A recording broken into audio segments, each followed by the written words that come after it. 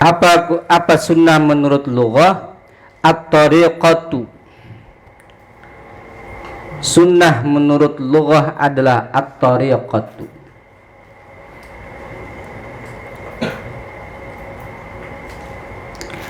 yaitu suatu jalan.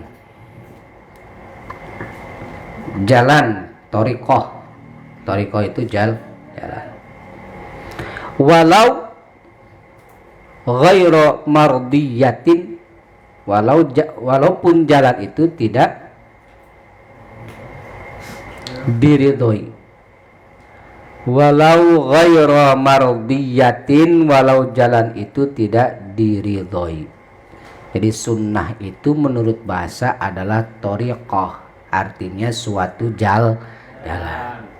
Walau ghairu mardiyatin, walaupun jalan itu tidak diridhoi. Jadi sunnah menurut bahasa. Menurut bahasa sunnah itu adalah jalan, suatu jalan.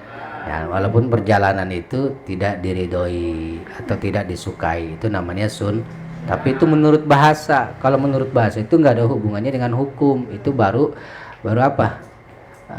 Apa disebutnya itu kata pengantar doang. Kata arti secara pengantar doang, bukan definisi secara sebenarnya. Bukan definisi yang dimaksud di sini, yang dimaksud sunnah. Tapi menurut kalau bahasa mah bebas, kayak puasa. Puasa itu bahasa Arabnya al-saum. Al-saum itu arti secara bahasa adalah al-imsak, nahan. Nahan apa kek disebutnya puasa. Nahan nggak makan disebutnya puasa. Nahan nggak minum disebutnya, nahan nggak ngomong disebutnya puasa. Nahan kentut disebutnya puasa. Menurut bahasa. Oh salah Ustadz, masa menahan kentut disebut puasa juga? Itu mah menurut bahasa, menurut kamus, bukan menurut hukum, bukan menurut fikih. Paham nggak? Kalau menurut fikih mah nggak begitu. Tapi sebelum menyampaikan arti yang dipengenin gitu loh, sebelum ingin menyampaikan arti yang dimaksud, tapi dia harus menyampaikan dulu arti secara bebasnya, makna terjemah bebasnya, bukan yang dimaksud. Kalau yang sudah dimaksud mah nanti ada keterkaitannya dengan hukum, boleh atau tidak gitu, sudah tertentu berarti. Paham nggak? Makanya kita hati-hati, makanya itu orang kudu hati-hati dengan bahasa begitu. Kita jangan gampang terpengaruh dengan bahasa orang, dan kita juga jangan asal menggunakan bahasa. Sebab bahasa kita yang kita keluarkan itu bisa jadi orang mahamnya beda-beda. Begitu juga ketika kita mendapatkan omongan dari berbagai macam orang, kita juga harus nyikapinnya atau harus teliti dulu omongannya kemana nih. Jangan ditelan mentah-mentah.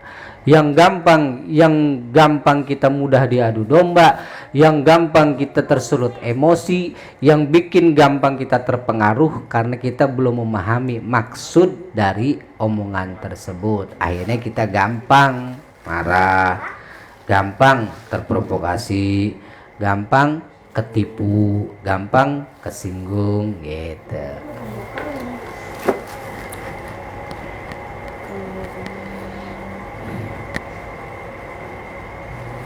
Makanya kalau dalam sholat, imam itu nggak boleh peci merah,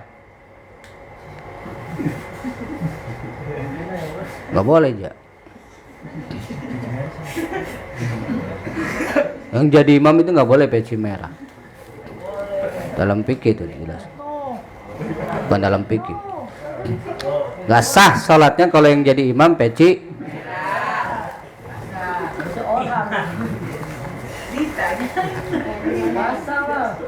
Paham nggak tuh? Paham nggak tuh?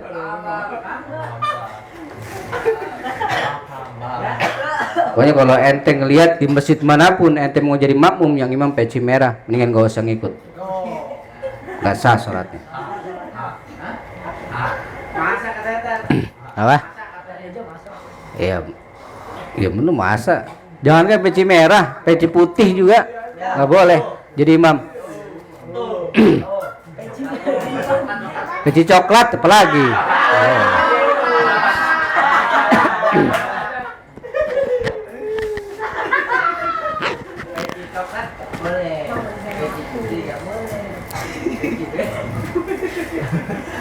Ya, awas. Jangan peci merah yang jadi imam. Sama peci coklat juga nggak boleh.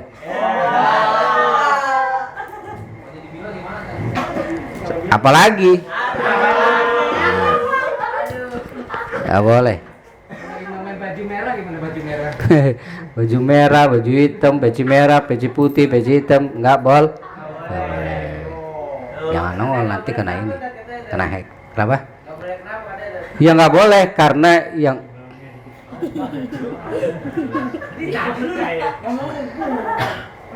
karena yang jadi imam itu nggak boleh peci, harus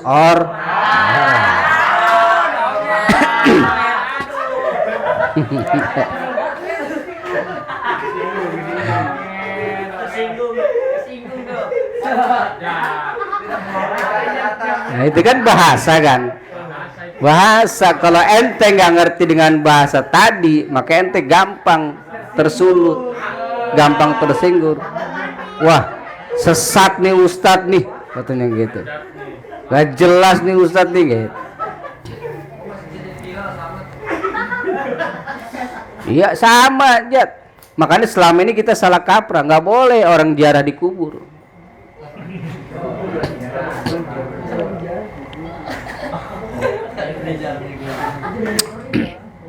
Nggak boleh orang ziarah di kubur. Orang ziarah di kubur nggak boleh.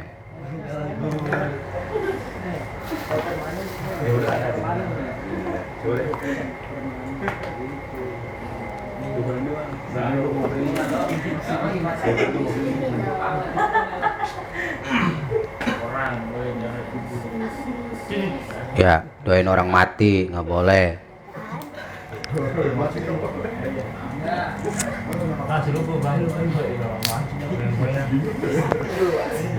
Ya, ziarah di kubur nggak boleh. Awas tuh, jangan ziarah di kubur, jangan ziarah di kubur, jangan ziarah di kubur, nggak boleh.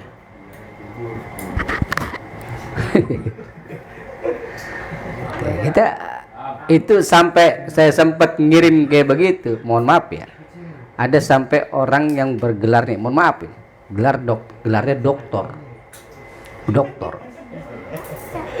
Ustadz, minta dalilnya kalau memang orang ziarah di kubur nggak boleh. Apa dalilnya? Kita selama ini ziarah kubur. Lah, siapa yang ngelarang Pak? Saya bilang, itu tadi orang Ustadz ngomong ziarah di kubur nggak boleh. Ya nggak boleh lah Pak.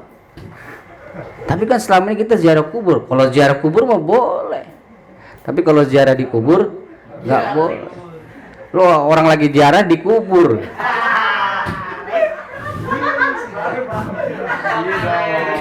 Langsung dia kuliah lagi tuh S10. Kalau ziarah kubur boleh. Tapi kalau lagi ziarah di kubur nggak boleh. Orang lagi ziarah di kubur.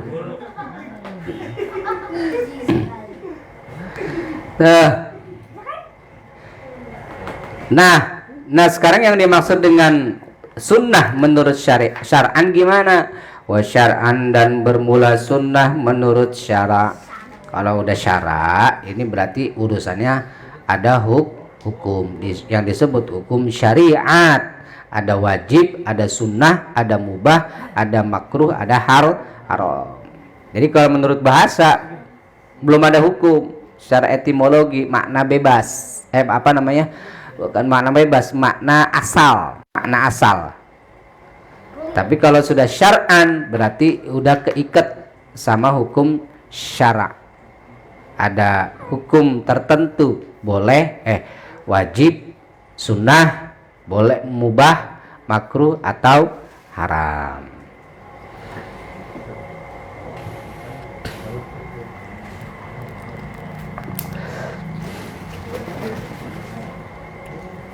Ya kayak makna kawin atau nikah, kan artinya nikah itu kawin itu adalah menyatukan.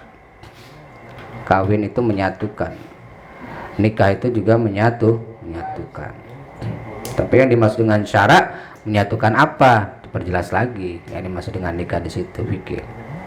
Wasyaran, dan bermula sunnah menurut syara itu ismun, sebutan, sebuah nama.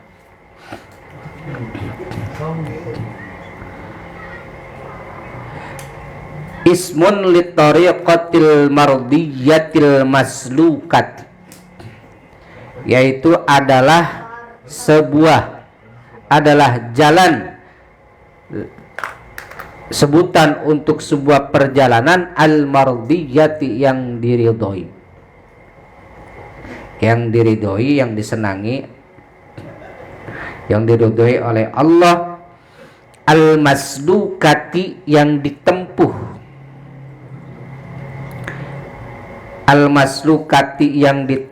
fid dini di dalam urusan agama, di dalam agama. Wa syar'an dan bermula sunnah itu adalah ismun, sebutan li tariqati untuk sebuah perjalanan al mardiyati yang diridhoi oleh Allah, al maslukati yang mana perjalanan tersebut ditempuh fid dini dalam agama. Jadi gampangnya yang disebut dengan tariqah disebut dengan sunnah menurut syariat adalah perjalanan yang diridhoi Allah, perjalanan yang ditempuh diridhoi oleh Allah dalam urusan agama. Jadi orang yang menjalankan sunnah berarti orang yang menjalankan perjalanan, yang melakukan perjalanan ibadah, melakukan sesuatu yang diridhoi oleh Allah, yaitu dalam urusan agama. Bukan perjalanan yang enggak diridhoi oleh Allah. Kalau tadi mah kan perjalanan menurut bahasa itu mah perjalanan baik yang diridhoi atau tidak diridhoi. Tapi yang dimaksud dengan di sini sunnah, di sini adalah sunnah Nabi, itu adalah perjalanan, melakukan perjalanan yang diridhoi oleh Allah dalam urusan agama.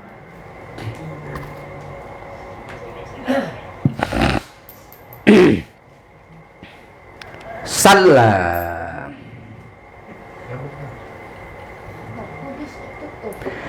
Salakaha Rasulullah sallallahu alaihi wasallam.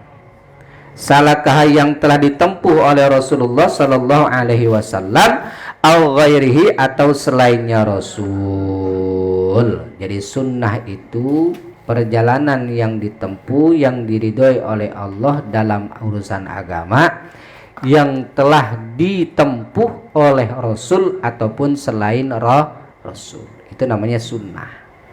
Di sunnah itu ada sunnah Rasul, ada sunnah selain Rasul.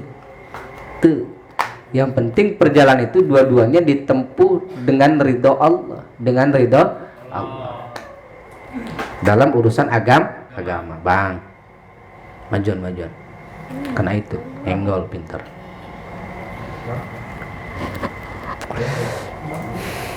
Majuan. Paham nggak? Contoh, misalkan Rasul melakukan suatu perjalanan. Contohnya adalah Rasul puasa Senin Kemis. Itu namanya sunnah Rasul. Perjalanan yaitu Rasul puasa, sebuah amalan yang ditempuh oleh Rasul yang diridhoi oleh Allah, dikerjakan oleh Rasul. Au ghairihi ataupun selain Rasul. Contohnya para ulama. Contohnya mana nih yang dilakukan oleh para ulama? Contohnya selain Nabi adalah dilakukan oleh yang bukan Nabi, bukan Rasul. Contohnya dilakukan oleh para wali-wali Allah, para ulama, para orang-orang soleh. Contohnya adalah Contohnya adalah tahlilan. Contohnya adalah tahlilan. Tidak, walaupun katakanlah tidak dilakukan oleh Rasul, tapi dilakukan oleh agama. Nah, tahlilan itu juga disebutnya sunnah, perjalanan yang dilakukan oleh ulama, perjalanan yang diridhoi oleh Allah dalam urusan agama. Itu juga disebutnya sunnah. Tapi harus bedain, ada sunnah Rasul mah yang ini, sunnahnya ulama mah yang ini, gitu. Paham nggak? Yang penting dua-duanya itu diridhoi oleh Allah. Itu dapat disebutnya sunnah. Jadi gampangnya mas sunnah itu perjalanan, sebuah perjalanan yang ditempuh dengan melalui ridho Allah, dilakukan oleh para nabi ataupun selain nabi. Selama perjalanan itu diridhoi oleh Allah, maka itu insya Allah itu jadi sunnah. Tuh. Jadi kita gak bisa ngomong sembarangan. Oh, gak disunahkan nih, gak disunahkan nih, gak ada sunnahnya ini, gak dicontohin sama Nabi. Karena setiap sunnah itu gak semua dicontohin oleh Nabi secara terperinci, paham? Secara detail, paham? Tapi semua kebaikan-kebaikan yang diridhoi oleh Allah pasti Nabi itu juga melakukan. Dan kalaupun itu tidak dilakukan oleh Nabi, tapi itu tidak ada larangannya. Contoh, saya ambil contoh. Ketika Nabi Muhammad, ketika Rasulullah SAW sedang imamin sholat, ketika takbiratul ihram, ketika bangun dari ruku, yaitu iktidal. Ketika iktidal biasanya kita makmum tuh, biasanya kita ngomong apa? Rabbana sami Allahu liman hamidah. Di belakang Rasul makmum itu ada yang ngomong kayak gini, sahabat gitu, Rabbana lakal hamdu mil'us samawati wa mil'ul syi'ta syai'in ba'd. Setelah Rasul selesai sholat, Rasul berdiri. Siapa tadi yang ngomong Rabbana lakal hamdu? Kata Rasul, nggak ada yang ngaku karena takut diomelin awalnya. Takut diomelin, nggak ada yang ngaku. Kenapa takut diomelin? Karena Rasul nggak ngasih tahu, nggak ngajarin. Rasul nggak ngomong kayak gitu. Rasul ngomongnya sami Allahu liman. Setelah nggak ada apa, baru kemudian Rasul melanjutin ngomongannya. Kata Rasul, tadi ada 2 malaikat yang mendoakan atau mengaminkan orang yang ngomong Rabbana lakal hamdu. Baru diangkat tangan. Wah. Kata sahabat tuh, saya ya Rasul. Udah dikasih tahu gitu baru diangkat tangan. Tuh, artinya nggak dilarang sama Nabi, walaupun Nabi nggak nyuruh. Tapi Rasul nggak ngelarang. Karena apa? Karena ada 2 malaikat tadi yang mengaminkan doanya si makmum yang mengucapkan Rabbana lakal hamdu. Nah, itu jadi sunnah. Kenapa bukan jadi sunnah? Kenapa? Karena diaminin oleh malaikat, berarti diridhoi oleh Allah. Sama kayak tahlilan. Tapi kan tahlilan juga cirinya diridhoi oleh Allah mana? Gampang kalau saya mah. Nggak usah nyari yang itu dulu, karena kita kan karena kita nggak tahu ya. Karena kita nggak apa namanya, karena kita ini manusia biasa yang nggak ngedengerin malaikat ngomong amin, atau kata malaikat insya Allah ente doain masuk surga, kata malaikat, dan kita nggak bisa dengar. Gampangnya mah kita pulang tahlilan bawa dikasih kue, dikasih jamuran. Coba kalau tahlilan itu nggak diridhoi, kira-kira pulang ente bawa berkat gak? Kita kira-kira pulang ente diamplopin nggak? Lu mah pasti enggak, Ustadz ya diamplopin. Paling ente rosita, dapatnya rokok sisa. Atau begini, atau apa namanya, tuan rumah senang. Buktinya tuh, itu namanya udah gitu. Makasih udah didoain suami saya atau almarhum bapak saya sudah didoain tuh, apa namanya, kemudian dia saking terima kasihnya ngeluarin tuh kue, ngeluarin air minum, ngeluarin berkat, ngeluarin rokok, ngeluarin rokok 1 gelas ya, enggak, belum nyampe sono udah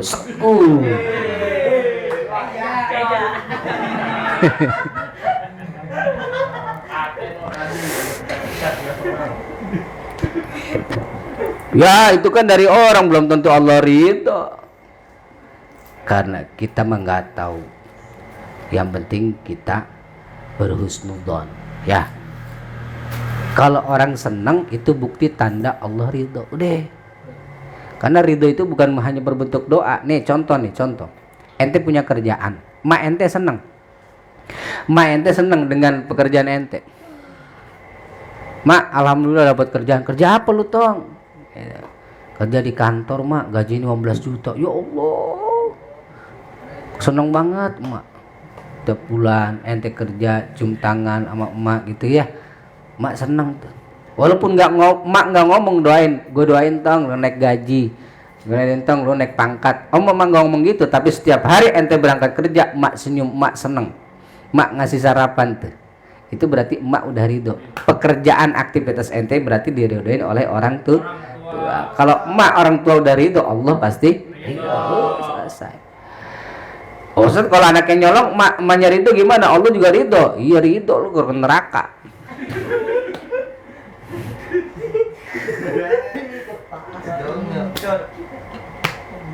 Beda. Karena yang diridho itu adalah sesuatu yang baik. Fi ghairi maksiatin, bukan di jalan maksiat, yang menurut syariat mah gitu. Paham nggak? Jadi ada sunnahnya Rasul, ada sunnah khulafaur rasyidin atau sunnah para ulama. Berarti bukan Nabi doang tuh yang punya sunnah. Ya sunnahnya Rasul mah beda sama sunnahnya kita. Sunnahnya kita mah sunnah gitu. Kalau bahasa kata orang semua, ini sunnah yang disunah-sunahin sama kita, sunnah-sunnah diada-adain sendiri. Padahal sunnah mah hanya dari Rasul saja. Iya, maknanya bukan begitu juga. Coba yang ngomong sunnah itu siapa? Sunnah ngomong itu Rasul. Karena kan kata Rasul tadi, sunnah itu perjalanan yang dilakukan, perjalanan baik dalam urusan agama yang diridai oleh Allah. Jadi setiap itu ya udah. Rasul punya sunnah, nah kita juga pun menjalankan jadi sunnah. Kita bukan nambah-nambahin yang dari Rasul, tapi kita menggunakan metode yang bisa mendapatkan gitu, memudahkan kita untuk bertakarrub kepada Allah, untuk lebih cinta kepada Nabi Muhammad. Contoh salawatan. Nah, kalau misalkan salawatan Allahumma sholli ala sayyidina Muhammad. Kadang-kadang kalau cuma begitu doang, orang tuh pada malas, apalagi anak muda. Untuk padahal dengan salawat gitu aja dapat pahala. Nah, biar anak muda seneng salawatan gimana ya? Akhirnya dibikin dah tuh hadroh, dibikin dah tuh qasidah zaman dulu mah, dibikin dah tuh marawis, dibikin dah tuh hadroh, dibikin dah tuh terbangan. Ya, nanti kena ini lagi, dibikin dah tuh terbangan gitu, dibikin tuh hal-hal kayak begitu. Akhirnya anak-anak muda jadi seneng solawat, seneng solawat, dibikin hadroh, dibikin itu, yang akhirnya di situ timbul rasa suka, rasa cinta, rasa senang, rasa mahabbah kepada kanjeng Nabi Muhammad SAW dengan bersolawat, walaupun pakai metode istilahnya hadroh, ketimbringan. Nah itu enggak oh tapi kan alat musik haram. Alat musik yang mana dulu yang diharamkan? Alat musik yang diharamkan itu secara dulu Rasul melarang alat musik itu, yang diharamkan adalah karena bisa orang itu pada lalai. Tapi kalau sekiranya orang itu tidak lalai, malah menumbuhkan rasa cinta kepada Allah dan Rasul, tidak dilarang.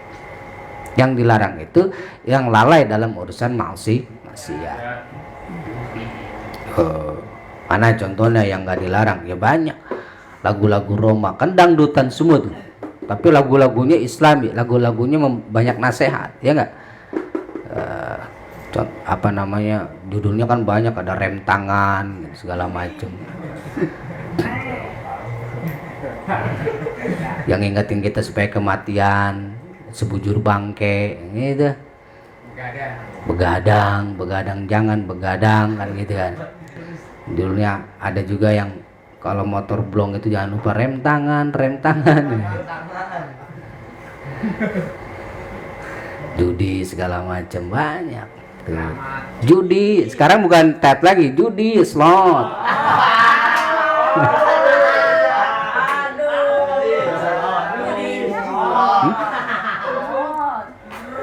Udah, awas bawang aja nongol. Nggak boleh nongol. Tadi tuh udah di banned lagi gara-gara wajah kamu nongol. Siapa? Gak mau dia. Itu bukan undangan. Paham? Dah, dikit lagi. Mimman huwa alimun aw ghairihi, dari selain Rasul. Mimman huwa alimun, dari sebagian orang yang mana orang itu adalah orang yang alim fid dini, dalam agama. Aw ghairihi, atau selainnya Rasul. Jadi selainnya Rasul juga disebut sunnah, yaitu mimman, dari seseorang, huwa alimun, yang mana orang itu adalah orang yang berilmu fid dini, dalam agama. Artinya ulama, orang yang berilmu, yang ahli dalam agama. Paham? Ya, makanya para sahabat dulu, dulu Rasulullah itu sholat taraweh tidak berjamaah. Rasul sholat sendiri di rumah, dan Rasul sholatnya itu seringnya itu adalah 8 rakaat. 8 rakaat. Tapi kemudian setelah wafatnya Rasul, gitu, sahabat Rasul yang bernama Sayyidina Umar bin Khattab itu mengadakan taraweh itu berjamaah. Tarawehnya berjamaah. Padahal Rasul nggak pernah nyontoin. Ditanya Abu Bakar, ya Umar, ngapain bikin salat taraweh di masjid atau di surau, di musola? Kan Rasul nggak ngajarin dulu. Ini disebutnya bid'ah, kata Sayyidina Abu Bakar tuh. Bid'ah, ngada-ngada ente. Umar mengatakan, wallahi ya Abu Bakar Siddiq, hadhihi bid'atun hasanah. Ini bid'ah yang cakep, yang walaupun Rasul nggak ngajarin pada saat itu, tapi ini adalah, saya yakin Rasul pasti, gitu, Rasul akan menyetujui, karena ini adalah perbuatan baik. Salat taraweh berjamaah, dulu mah nggak berjamaah. Yang ngomong-ngomong bid'ah, sekarang tarawehnya juga berjamaah di masjid, di musola. Betul apa tidak? Betul. Iya.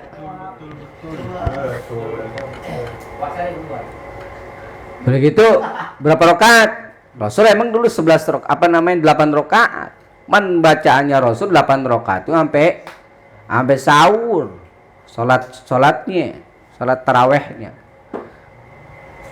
sendirian sampai sahur, sampai jelang imsak. Nah kalau kita sholat gitu sendirian, bisa nggak ente? Kayak tadi kan sholatnya, udah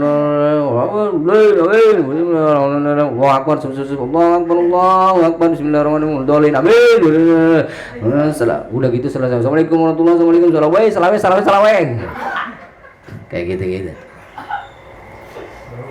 Makanya tadi mah sholatnya kan kita duluan ya, nggak 9, kita lewat, yang 1 masih sholat, yang 3 masih sholat. Itu mah di sini mas saya disebutnya paling cepat. Emang kalau di tempat mertua, di pesantren salafiyah itu kita paling lama ditimpukin tuh mah anak santri lah, sholat tuh kayak di Mekah. Kenapa? Karena mereka habis sholat taraweh langsung ngaji pasaran. Ya nggak usah lama-lama. Yang penting rukunnya nggak ditinggalin. Mana rukunnya? Di antaranya adalah tumak ninah. Tumak ninah itu ukuran subhanallah. Jadi ketika ente ruku baca subhanallah, itu udah tumak ninah. Subhanallah, Allahu Akbar, samiallahu liman hamidah, rabbana lakal hamd, Allahu Akbar. Itu udah tumak ninah disebutnya. Ukuran subhanallah. Makanya walaupun nggak 3 kali nggak jadi masalah, nggak subhana rabbil azim wa bihamdi daripada subhana rabbil azim cepat-cepat, mendingan sekali. Daripada subhana rabbil a'la wa bihamdi atau subhana rabbil azim wa bihamdi bacanya cepat, subhana rabbil azim wa bihamdi, daripada cepat-cepat mendingan bacanya slow, dikit, pendek, sekali disingkat, yaitu hanya subhanallah, udah cukup. Itu dapat tumaninah disebutnya. Allah habis baca ini nih ada surat ruku, subhanallah, itu udah dapat tumaninah. Samiallahu liman hamidah, rabbana lakal hamd, Allahu Akbar, subhanallah, Allahu Akbar, rabbighfirli warhamni, Allahu Akbar, subhanallah, bangun lagi, itu udah tumaninah udah. Subhanallah juga, subhanallah udah juga. Itu juga sudah tumaninah. Gitu. Jadi dilakukan oleh selain Rasulullah mimman wa alimun, yaitu dari sebagian orang yang berilmu fid dini, dalam urusan agama. Seperti siapa? Kas sahabati, seperti sahabat Nabi. radhiyallahu anhum, seperti para sahabatnya Nabi radhiyallahu anhum. Mudah-mudahan Allah meridhoi mereka semua. Liqaulihi, karena sabdanya Rasulullah sallallahu alaihi wasallam. Nah, ini dasarnya. Liqaulihi, karena dasarnya adalah liqaulihi, karena sabda Nabi, karena adanya sabda Nabi sallallahu alaihi wasallam, alaikum bisunnati wa sunnatil khulafa'ir rasyidin min ba'di.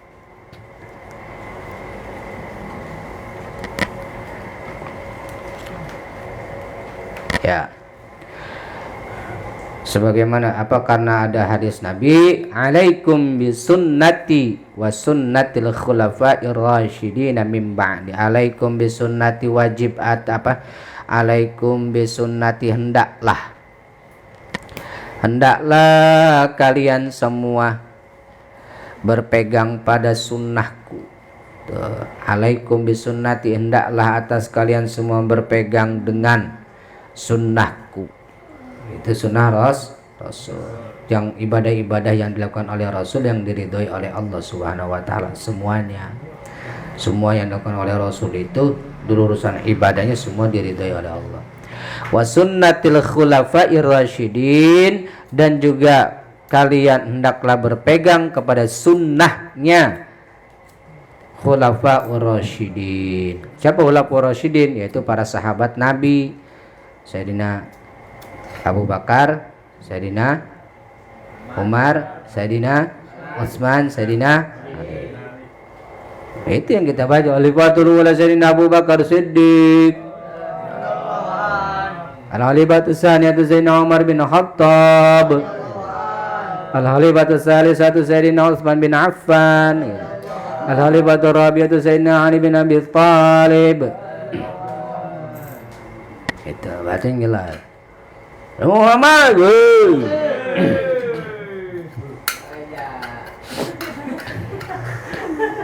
Aja kapan jadwal aja? Nah. Ada ntar kalau nggak salah tanggal 31 aja. Tinggal 32. Dan sunnahnya khulafaur rasyidin, yaitu para sahabat khalifah min ba'di, setelahku. Jadi kata Rasul, sabda Rasulullah sallallahu alaihi wasallam, hendaklah kalian berpegang kepada sunnahku, sunnah-sunnahnya Rasul kita pegang, dan juga sunnahnya para khalifah, yaitu para khalifah, termasuk juga setelahnya khalifah, gitu. Sayyidina Umar bikin tarawih berjamaah, maka boleh juga kita sunnah melaksanakan sholat tarawih berjamaah di masjid atau di musola atau di kantor atau di rumah berjamaah, boleh. Itu juga sunnah, sunnah. Tapi sebutnya jangan sunnah Rasul, sunnah ulama. Gitu, paham? Wa urfan, dan sunnah menurut uruf, menurut umum. Jam 12:30 ya, dikit lagi ya. Ya ini ngaji pasaran kan begini lama malam. Wa urufan, dan menurut uruf, menurut umumnya adalah ma wadhaba alaihi al-muqtada nabiyan.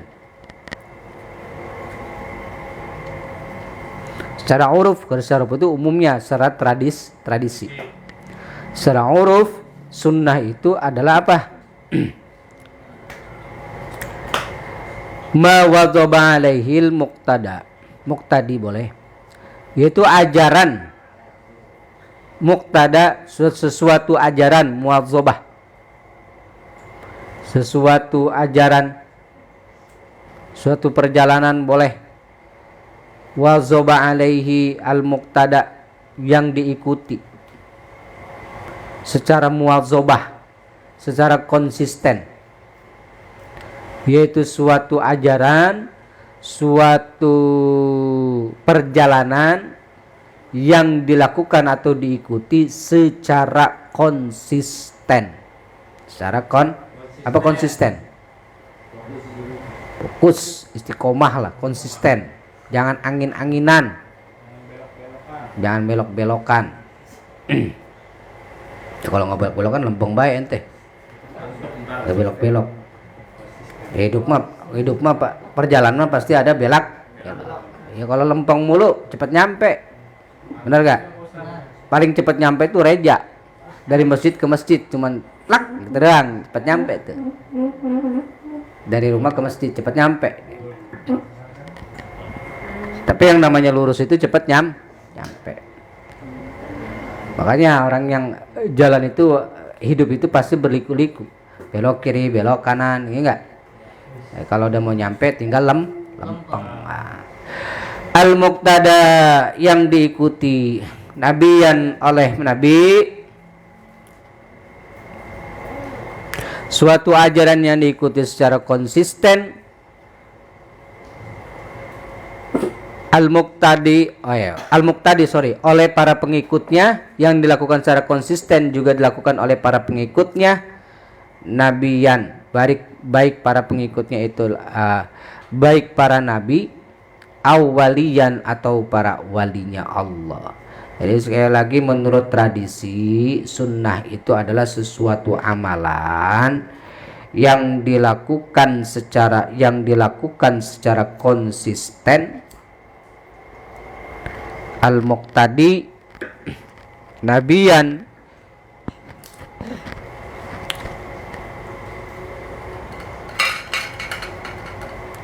di konsisten oleh para pengikutnya, nabiyan baik itu oleh nabi, awalian ataupun oleh wali. Jadi secara tradisi umumnya sunnah itu adalah sesuatu ajaran, sesuatu amalan yang dilakukan secara konsisten oleh para pengikutnya, nabiyan baik itu oleh nabi ataupun para wali.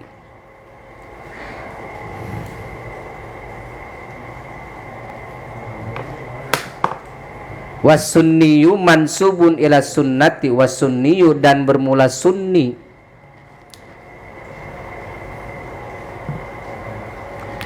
Wasunniyu dan bermula kata sunni, kan kita suka ada bahasa-bahasa sunni gitu ya.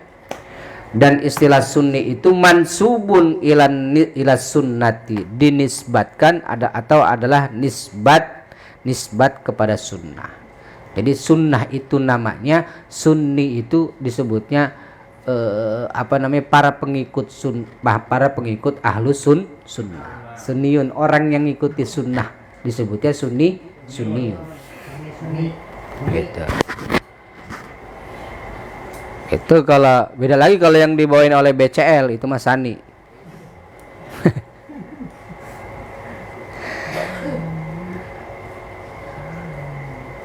Hadbut ta'il lin nisbah, yaitu ngebuang tak lin nisbati karena nisbat.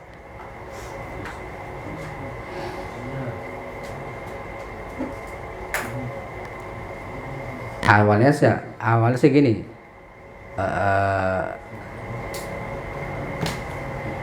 sunnatiyun gitu asalnya. Jadi buang taknya karena nisbat. Dah. Wallahu a'lam bishawab. Al-Fatihah.